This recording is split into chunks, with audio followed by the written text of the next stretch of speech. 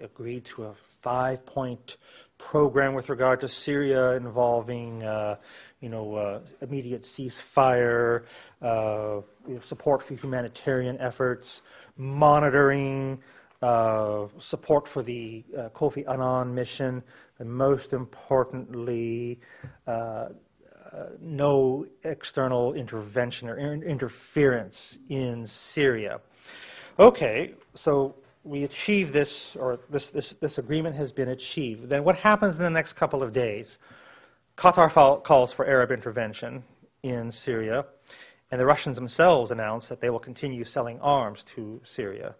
Now, of course, they say these weapons aren't being used against the Syrian people. These are for national defense against external enemies. But in any event, in other words, that the agreement doesn't seem to have done anything, and sort of what was the whole point. And there's actually a very interesting article by a seasoned Russian commentator. It's the female Russian journalists who are the best at this, Yelena Suponina, and she talks about what happened in Cairo, and that basically what she's Sharq al-Assad has said that the Russians gave in to the Arabs, that they agreed that Assad has to leave, whereas the Russian media is reporting that the Arabs gave in to Russia, and that probably what really happened was nothing. That I think what the Russians do understand, and the importance of the Cairo meeting, was that they may be understanding that they have not done themselves any favors in supporting Syria so strongly when so much of the Arab world is concerned about Syria and calling for intervention, and so that they need to mend fences. But I also think that the Russians have this notion, they really do think they're a great power, that they'll come and explain things to the Arabs, and that the Arabs will then see the light and will work with them. And of course, it so far hasn't quite worked out that way. Now, what will change Russia? What I think is that if one really wants to be cynical, one might say that, well, in fact, even if Assad falls, and they assign that a low probability, even if Assad falls, Russian support for him won't cost Russia, because, of course, the new government that comes to power in Syria will need good relations with Russia. Russia is, after all, a permanent member of the Security Council. They will need, Russian support there. In other words, that people will have to come to Russia no matter what. And so they can afford now to, that being the case, then they have nothing to lose by standing up for the principle of non-intervention in internal affairs.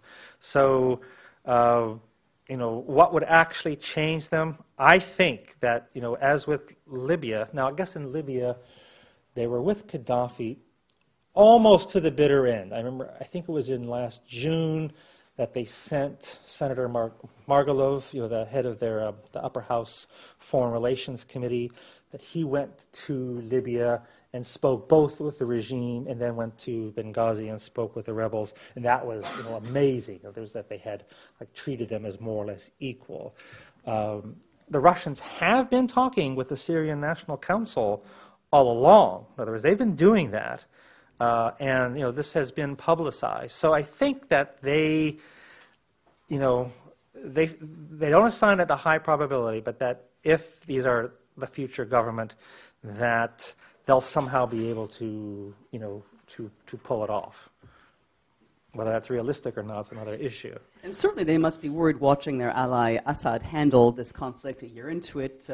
We see no near solution, no resolution. And the question, of course, is how much influence does Russia have over Syria to help them through a soft landing? Can Russia encourage the Assads to perhaps step down, hand over power to Farouk al-Shara to maintain the basic structures of the Syrian regime in order for there not to be a complete implosion?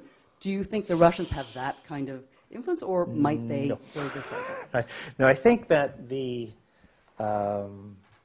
there is, we were talking about ahead of time, why not a Yemen solution to what's happening in Syria? In other words, hand over power to the vice president and sort of, get the top guy out, sort of share power supposedly with the opposition. It strikes me that Bashar al-Assad is not Ali Abdullah Saleh. I mean, Ali Abdullah Saleh, it's not clear to me that he's really given up power. He just a lot. The Assads might like something. That's right, but that they can't play ball. They can't even pretend to give up power. In other words, that it's just too, they're not Yemenis. They're different. And we have seen, like, Lavrov did issue some criticism of Assad, that they weren't following Russian advice about needed reforms, etc. Although, at this point, I remember the Jean Kirkpatrick article and commentary talking about criticizing the Carter administration for calling for our beleaguered right-wing allies to initiate reform when they're fighting for their lives. And so I think that we're not going to see al-Assad carry out meaningful reforms at present. That I think he would only see that as anything meaningful would weaken him. Maybe some non-meaningful reform, but no one's going to be fooled by that. So I think that the frustrating thing for Russia is that they have so little leverage, and this is a complaint they have with regard to pretty much everything, that they want so much to be seen as a great power, accepted as a great power, but when it comes down to it, not only does the United States basically ignore Russia, but everyone else does too. But no one really is like worrying about, oh, well, what's Russia going to do or say, and that, they're just not a factor, but they sure are going to be affected by whatever happens in Syria.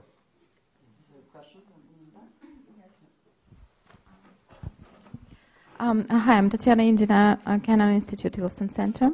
Well, Mark, I have a more general question. So can you please give your opinion or any prognosis on how will Russian-American relations develop after this new term of Vladimir Putin? So we have a third term already, right? Mm-hmm. So how can you prognose the development of Russian-American relations? I don't think it's going to improve. I just think that Putin, has a increasingly negative and embittered attitude toward the United States. The Russian press even derided this American idea that, well, things will get better after the election, that Putin has to be anti-American during the election, but things will be better. And that they issued a statement indicating that, unlike America and some other Western countries, their foreign policy doesn't follow electoral cycles, that it doesn't change after elections. They thought this was a good thing, that they don't have to be concerned about public opinion, apparently. But no, I think that I don't see anything that is likely to improve Russian-American relations. And to me, what's remarkable is that President Obama's new ambassador to Russia, Michael McFaul, who was one of the great American specialists on Russia and Russian-American relations, there is no stronger advocate of improved Russian-American relations than Michael McFaul. And look how badly they have treated him in Moscow, and especially, almost like claiming he's there to overthrow their government. And it's very upsetting to them that he talks to lots and lots of people, etc. So if they're not, it takes two to tango, and I think that the Obama administration, whether it was a good idea or not, I'll let you decide. But the Obama administration, I think, wanted good relations with Russia, partly because it wanted Russian cooperation in the Middle East, with Iran in particular. But there were other issues that we wanted and hoped for Russian cooperation on, and we haven't gotten it.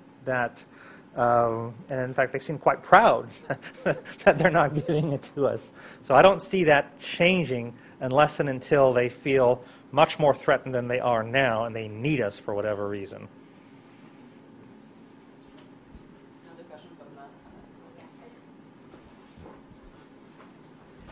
just would like to get your explanation. Why do you think there is no debate inside Russia on the Syrian situation? Because I didn't see any voices. Even when you looked at the presidential candidates against Putin, they were all supportive of the policy. And you don't see like intellectual debate on Syria and people saying this is right or wrong. What's your explanation?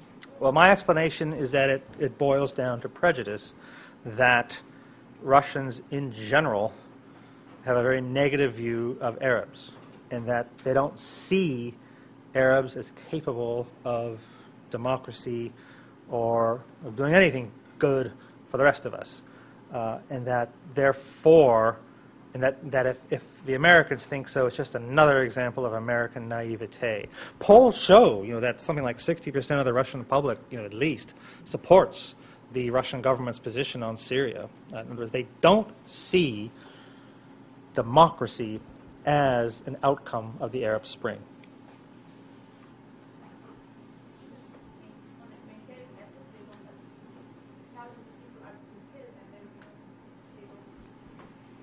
Yeah, how's that playing in the Russian press? Are they seeing these images? Are they seeing the images of dead and tortured? There's a callousness. There's a callousness with regard to this sort of thing. They're not impressed. That basically, I think that if you said this to them, their argument would be that, well, a lot more would die if the opposition comes to power. In other words, that the Syrian opposition is a fundamentalist organization. This morning at RIA Novosti, one of the leading Russian experts, this guy Yevgeny Satanovsky, head of this pro-Israeli but anti-American think tank in Russia, that he basically accused the United States of being allied with Al-Qaeda in Syria.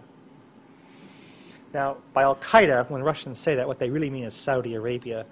And, sort of the American respondents were that, this is just nuts. But you cannot convince them otherwise, that they really think, and it goes back to all these different things. In other words, that this is just like Afghanistan, when we were there trying to, establish a progressive order, and you supported people like bin Laden against us, and look what it got you. It bit you, didn't it? And this is the exact same thing is going to happen to you with regard to Syria, but you keep on doing it, don't you? So this is what they see. In other words, whatever bad is happening in Syria, it will be worse otherwise. That's how they see it. Yes, well, clearly they have a very jaundiced view of the region and of pessimistic, the potential for democracy in the region. And on that note, I think we'll end. We'll certainly be watching the Russian calculations vis-a-vis Syria and hoping they do change their position as the regime starts to crumble, if in fact it does. Yes. Thank you. Please join me in thanking Mark Katz.